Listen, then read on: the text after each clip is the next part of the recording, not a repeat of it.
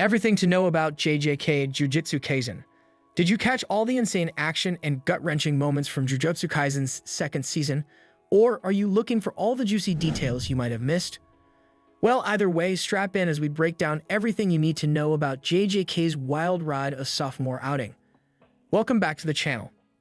It's crazy to think that Jujutsu Kaisen Season 2 has already finished airing. As hardcore fans ourselves, we definitely enjoyed the amazing ride over the past few months. But for those who may have missed out or want to recap, let's go through everything you need to know about JJK's epic second season. First off, let's do a quick recap in case you forgot what happened back in Season 1, since it did air quite a while ago in fall 2020. We were introduced to protagonist Yuji Itadori, who ends up consuming the finger of the King of Curses, Ryoben Sukuna, gaining a literal demon living inside him. He enrolls at the Tokyo Jujutsu High School to become an official Jujutsu sorcerer in order to find and consume the rest of Sukuna's body parts so they don't fall into the wrong hands. Over the course of the season, we're introduced to other main characters like Yuji's best friends Nobara Kujisaki and Megumi Fushiguro, as well as teachers like Satoru Gojo. Yuji has to work to control Sukuna while battling cursed spirits. A major antagonist is also introduced named Suguru Gido, who was once allies with Gojo but now leads a terrorist group to rid the world of non-sorcerers. The season ends on a cliffhanger with Yuji sentenced to death for crimes committed by Sukuna. This perfectly set the stage for the Shibuya incident arc to kick off Season 2. Now let's get into the nitty-gritty of Season 2 itself. It aired from July 6 to December 28, 2023 on Japanese TV networks. For international fans, it was simulcast sub on Crunchyroll, while the English dub premiered July 20th. The season ran for 2 continuous cours, which means around 6 straight months of weekly episodes. In total, it ended up being 24 full-length episodes adapting 2 major manga story arcs, the Hidden Inventory and Shibuya Incident arcs, which we'll get more into shortly. We did get some fun changes when it came to the opening and ending themes.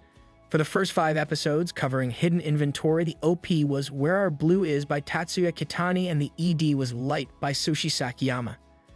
Then for episodes 6 through the rest of the season, the OP switched to Specials by popular Japanese rock band King Nu, while the ED changed to More Than Words by Hitsuji Bangaku, very fitting songs to match the intensifying Shibuya arc. Many fans consider them to be 2 of the best anime openings and endings of 2023. As for the production itself, it was done by Studio Mei PPA once again, who has honestly done an amazing job bringing Geiji Akutami's dark fantasy world to life. But we did get a new director in Shota Goshizono, as well as character designers Sayaka Koiso and Tadashi Hiramatsu. With 24 full episodes and a much heavier overall storyline, Season 2 has so much incredible action and jaw-dropping moments packed in. We'll do our best to summarize everything without getting into full-on essay territory. Hidden Inventory Arc. Alright, now let's start discussing those story arcs and what went down plot-wise. First up in episodes 1 to 5 was Hidden Inventory, which actually serves as a prequel to both the Jujutsu Kaisen Zero movie and Season 1. It takes us back into the past to 2006 and follows Gojo and Gido during their time as second-year students at Jujutsu High. We learn about their strong friendship and get glimpses into their ideals about the relationship between Jujutsu sorcerers and normal humans. The first half of the arc revolves around Gojo, Gido, and their new friend Shoko Ieri being hired by Master Tenjin for a crucial mission. Every 500 years, Tenjin has to merge with a star plasma vessel, which is currently a young girl named Riko Emine. They have to protect Riko from 2 opposing groups trying to get to her first, a curse user terrorist group called Q and a religious organization called the Time Vessel Association. Of course, Gojo and Gido totally dominate against all these enemies in some incredibly badass fight sequences. But then the major threat emerges, Toji Fushiguro, father of Megumi, who we now know was born with immense physical abilities due to heavenly restrictions. It's an intense ideological clash between Gojo and Gido's optimism and Toji's harsh realism, culminating in a traumatic near-death experience for Gojo at Toji's hands. The second half deals with the fallout a year later as Gido's conflicting feelings about non-sorcerers and Gojo's immensity continue to grow. After witnessing tragic events that push him over the edge, Gido ends up becoming a curse himself by murdering a group of non-sorcerers. This forever fractures the friendship between Gojo and Gido, planting the initial seeds for the terror group that Gido leads in present day. We even get to see young Megumi as Gojo officially takes him under his wing. So in summary, Hidden Inventory beautifully expands the JJK lore by diving deep into the backstories of main Season 1 players Gojo and Gido. It's the perfect precursor that builds the platform for current-day Shibuya. Shibuya Incident Arc. Now let's move on to the main dish, the sprawling Shibuya incident arc spanning episodes 6 to 24. After the setup and hidden inventory, we jump forward in time back to October 31st, Halloween night. Guido and his group of special-grade cursed spirits launch a meticulously coordinated terrorist attack in the massive populous city district of Shibuya in Tokyo. Hundreds of civilians mysteriously vanish, swarms of cursed spirits are unleashed, and a massive barrier encapsulates the area to trap everyone inside and prevent outside rescue. Gojo heads in solo to try to contain the chaos, while Yuji and the Tokyo students get unwillingly caught up in the mayhem. The meticulous Geto has it perfectly planned out, though, to capture his ultimate target, Gojo.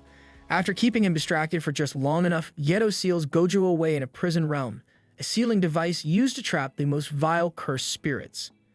This gives us the bombshell reveal that Geto's body is currently inhabited by the brain of Kenjaku/Noritoshi Kamo, the most sinister sorcerer of all time. With Gojo gone, all hell breaks loose as deadly curses begin randomly attacking civilians and sorcerers left and right. Important deaths occur one by one, driving our protagonists into utter despair. We get the long-awaited return of Sukuna himself for some absolutely lavish, destructive fight scenes. It's literal pandemonium as Shibuya is reduced to rubble. Yuji has some amazing emotional moments as he works through debilitating trauma and the enormous guilt placed on him. Other heroes rise up like Minami and Todo to inspire Yuji back into action for the climactic face-off against Mahito. After a gruesome domain expansion from Sukuna, it seems like a Pyrrhic victory at best as Shibuya lies in ruins. But Kenjaku's plans are still shrouded in mystery after his ominous parting words. So in summary, Shibuya flips the script entirely by taking out the safety blanket Gojo, forcing the still green students to traverse horrifying realities of death and destruction. It redefines the status quo heading into the final arc that will probably arrive in Season 3. Biggest moments. We're even just recapping all that took a lot out of us. To catch our breaths, let's reflect on what many fans consider to be absolute biggest, most memorable moments from the jam-packed Season 2. Massive spoiler warning if you haven't watched.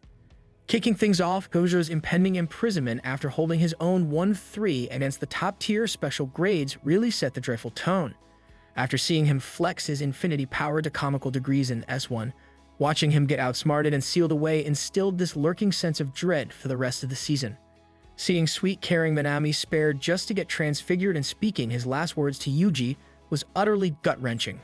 Same for Nobito and Maki of the Zenin clan being burned alive unceremoniously by Jogo.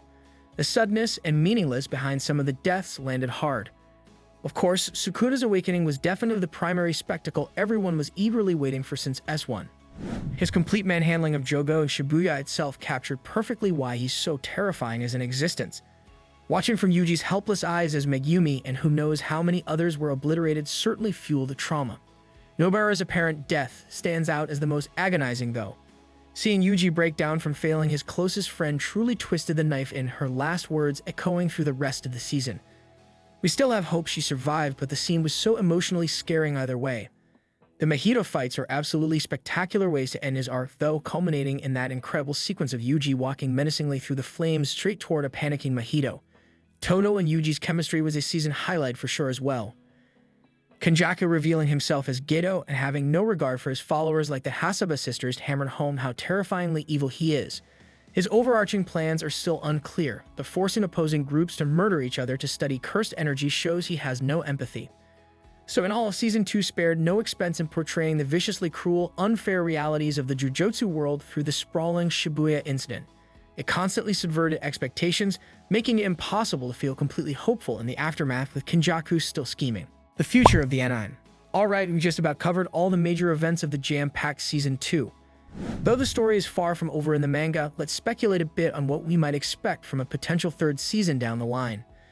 Given the breakout popularity of the series after Season 1, we have to imagine a Season 3 is very likely. It's possible they announce it in 2024 to coincide with the third anniversary, but it may take until 2025 depending how much source material they want to build up. Presumably, it would pick up right where we left off in Shibuya's aftermath to deal with the fallout over 24 episodes or so. There are still loose plot threads like whether Nobara survived, as well as the looming threat of Kenjaku's plans that feel like natural starting points.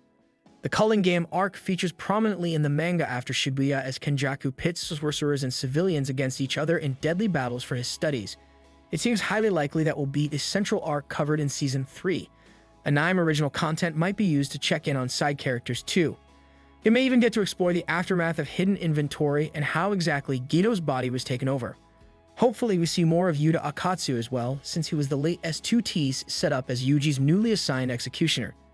Things with Sukumina always bring uncertainty too, with how the adaptation pace could shift priorities.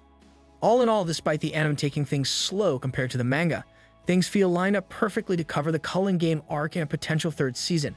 There's always the chance a movie or OVA gets produced too for side content given JJK's surging success. Either way, Season 2 delivered on the promises from the S1 hype, capturing new fans and satiating existing ones with its stellar production and flawless anime adaptation of the incredible source material. Let us know if you feel the same way. The future of JJK in anime form feels brighter than ever after this epic season.